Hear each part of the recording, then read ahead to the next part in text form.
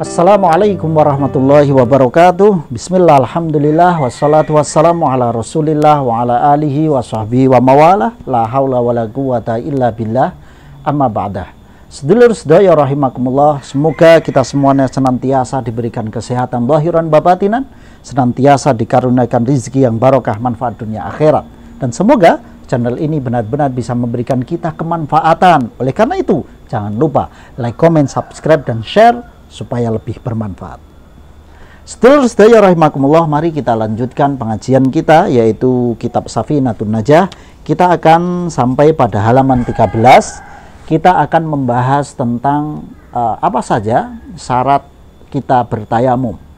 Pada pertemuan kita yang sebelumnya, kita sudah membahas tentang apa saja sebab yang diperbolehkan bagi kita untuk mengganti wudhu kita atau mandi besar kita dengan tayamum.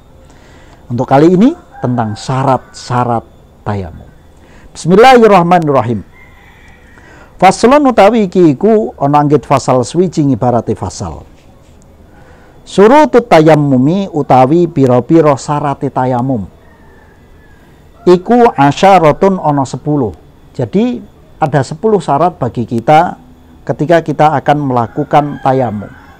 Apa saja itu? Yang pertama, ayyakuna yen ta ana apa tayamum iku biturabin kelawan nganggo lebu.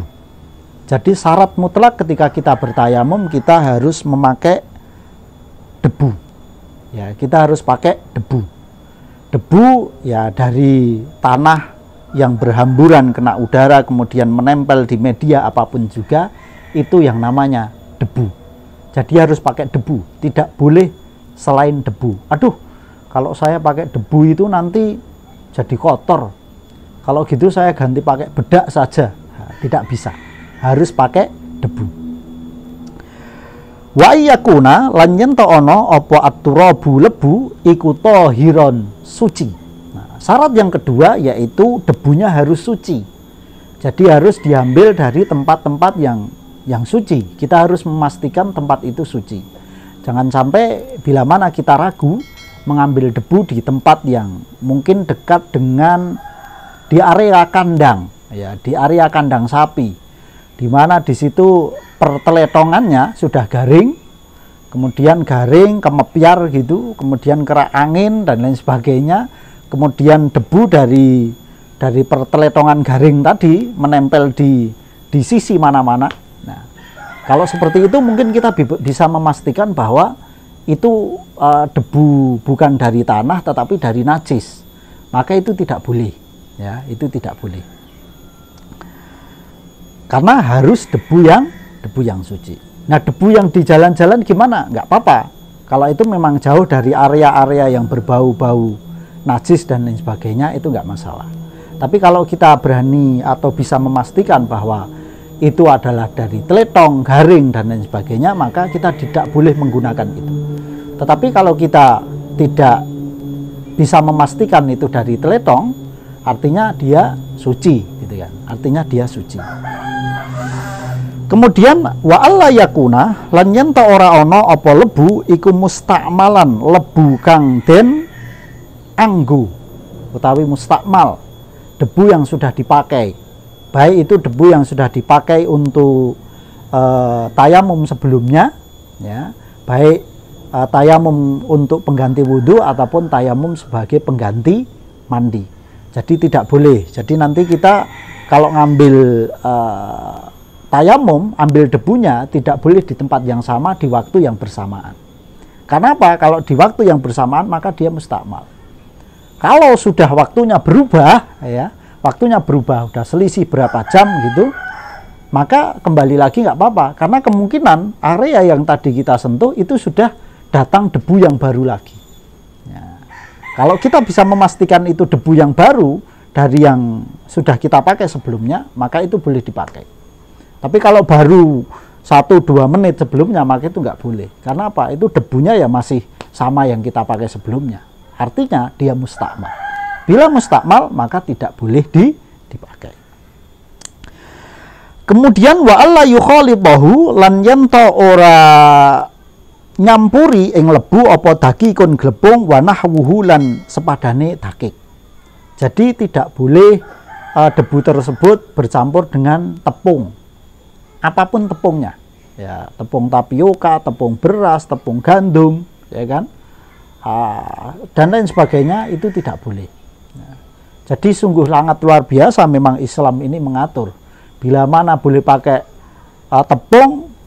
Sedulur sedoyo kalau tayamum pakai tepung malah putih kabeh gitu kan, tapi harus pakai debu, dan itu debu itu kalau kita tayamum tidak akan ngefek di wajah kita gitu kan, warnanya tidak akan ngefek. Tapi kalau tepung bisa kita bayangkan gitu kan, jadi putih kabeh gitu kan. Kemudian wa ayak sidahu lan yen to nejo sapa wong ing lebu. Jadi ketika kita bertayamum kita harus menyengaja. Jadi menyengaja ngambil plek, terus ini menyengaja taksid gitu kan, menyengaja plek gitu terus dipindah ke muka. Tidak boleh ketika pas ada angin kenceng kemudian kita mukanya kita ginikan. Wah, itu nanti debu-debu udah nempel di wajah saya. Itu tidak bisa. Jadi harus ada nyejonya, memindahnya. Tidak boleh begini aja gitu kan. Nah, itu nggak cukup. Wa ayam saha lan yen to ngusap sapa wong wajhahu ing raine wong. Jadi wajib pertama wajah diusap ya, diusap wajah. Wa yadaihi lan tangan lorone wong bidar bataini kelawan rong pukulan. Jadi mengambil debunya itu wajah sekali, maksudnya wajah sekali ambil, kemudian tangan ngambil lagi di tempat yang berbeda. Jadi kalau tadi agak atas, untuk wajah, untuk tangan pindah agak ke bawahnya, jangan di tempat yang sama, karena kalau di tempat yang sama maka itu mustakmal, ya kan, itu jadi mustakmal. Wa yuzila yento ngilangai sapa wong an najasata ing najis awalan ing dalam kawitan. Jadi sebelum kita bertayamum kita wajib membersihkan badan kita dari najis. Di sini yang dimaksud menghilangkan najis itu najis dari badan kita. Kalau dari pakaian atau tempat itu tidak termasuk. Jadi seandainya kita badannya udah bersih tapi bajunya kena najis gitu, itu nggak apa-apa. Tetapi kalau di dalam badan maka kita harus suci keadaannya, suci dari najis sebelum apa? Sebelum kita melakukan tayamum. Jangan sampai kita bertayamum posisinya tadi habis pipis tapi belum sesuci. Nah, itu nggak boleh. Wa yajtahida lan yen to niti-niti sapa wong fil qiblati ing dalem arah kiblat qablahu ing dalem sadurunge tayamum. Syarat yang berikutnya adalah sebelum kita tayamum kita memastikan kita sudah tahu betul arah kiblatnya kemana. Nah, walaupun memang di masalah ini ada ikhtilaf, ya, ada ikhtilaf. Bahwasanya ikhtilafnya bagaimana? Ikhtilafnya ada yang mensyaratkan tahu arah kiblat sebagai syarat tayamum, namun sebagian ulama menyampaikan tidak dipersyaratkan tahu arah kiblat ketika kita akan bertayamum. Jadi kalau yang mewajibkan seperti di kitab Safinah ini, maka sebelum kita tayamum kita tak harus tahu, oh arah ngulone mana ya, nah, atau arah kita ke Makkah ke kiblatnya di mana ya. Nah, itu penting bagi kita untuk mengetahuinya, ya, untuk mengetahuinya. Tapi kalau menurut ulama lain, sebagian ulama yang lain itu tidak mensyaratkan tahu kiblat, maka kita tidak tahu arah kiblat, kita langsung tayamum saja nggak masalah. Nah, itu. Wa ayyakuna lan yen to ana apa atayamum tayamum iku ba'da dukhulil waqti sakwise mlebu wektu. Nah, ini syarat yang berikutnya adalah tayamum dilakukan setelah manjing atau masuk waktu sholat. Kalau kita tayamum untuk sholat duhur, berarti kita sudah masuk di waktu duhur dalam pelaksanaan tayamum. Bila mana kita mau sholat asar, maka kita tayamumnya setelah masuk sholat asar. Hal ini dikarenakan apa? Tayamum adalah sesuci dari jalan darurat. karena kedaruratan. Oleh karena itu, sesuatu dianggap darurat ketika sudah masuk fase kewajiban. Kita wajib sholat asar ketika sudah masuk waktu asar. Kita wajib sholat duhur ketika sudah masuk waktu duhur. Nah, nilai atau status darurat itu ketika sudah masuk tanggungan wajib bagi kita. Oleh karena itu, tayamum harus dilakukan ketika sudah masuk waktu sholat. Wa iya tayammama lan yento tayamum sapa wong likulli fardin kanggone saben-saben fardu siji. Artinya bahwa satu tayamum itu hanya untuk bisa melakukan satu fardu. Jadi hanya satu fardu tapi boleh banyak sunnah. Boleh satu fardu tapi boleh banyak sunnah. Artinya apa? Artinya kalau kita sholat duhur ya hanya bisa untuk sholat duhur saja. Tetapi bisa dilakukan, bisa digunakan untuk qobliyah duhur, ba'da duhur, baca Al-Quran, dan lain sebagainya. Tetapi hanya boleh untuk satu fardu.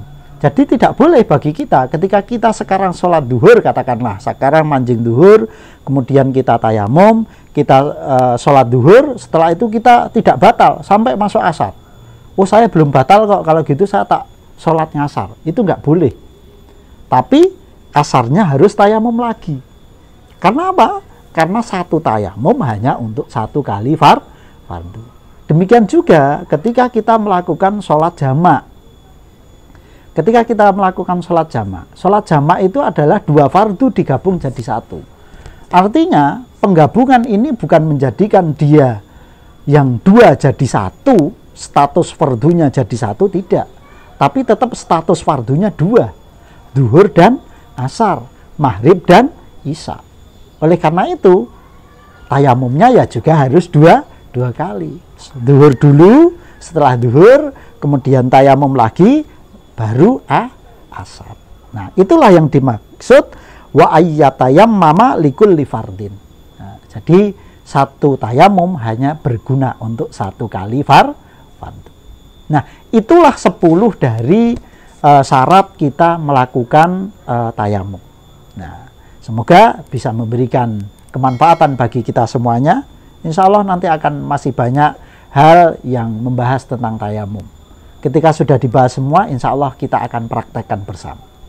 Semoga bermanfaat. Wassalamualaikum warahmatullahi wabarakatuh.